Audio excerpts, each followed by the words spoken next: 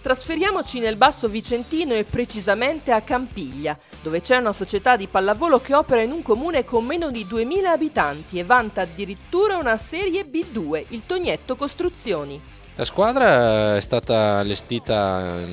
con lo scopo di fare un buon campionato, puntare diciamo così a metà classifica.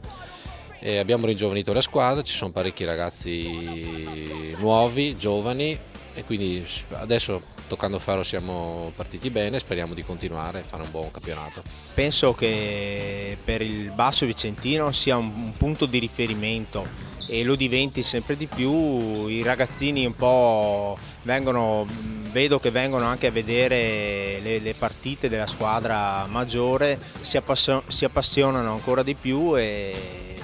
e poi gli viene voglia anche di venire in palestra, magari coinvolgendo l'amico, coinvolgendo il conoscente e si ritrovano in palestra. Non solo categoria nazionale alla pallavolo Campiglia, ma un intero movimento giovanile che cresce anno dopo anno e in controtendenza rispetto alla maggior parte delle società, qui si fa solo maschile. Siamo partiti qualche anno fa che non avevamo il settore giovanile, abbiamo cominciato con mini volley, poi abbiamo cominciato con under 13, abbiamo aggiunto squadre e adesso attualmente abbiamo mini volley in due paesi,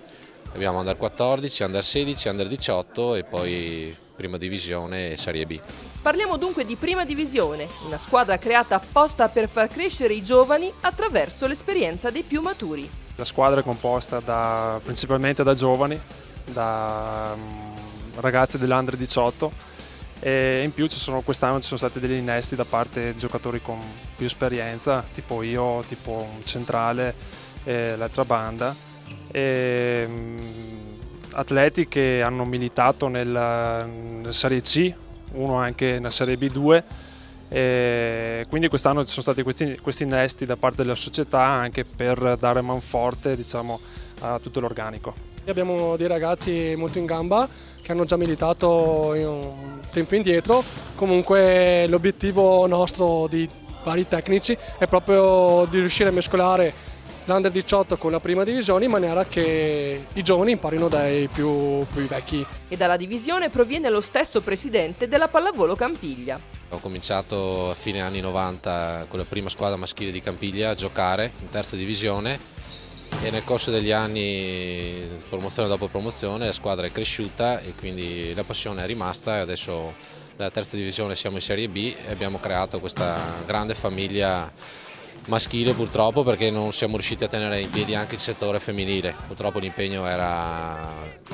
troppo importante e comunque ci sono tantissime società femminili in zona e quindi abbiamo preferito differenziare la nostra attività sportiva. Una serie B2 tanto giovanile tutto al maschile sono sicuramente una ricchezza non solo per la società ma per l'intero territorio. Stiamo facendo un lavoro oltre che sportivo, un importante lavoro sociale. Stiamo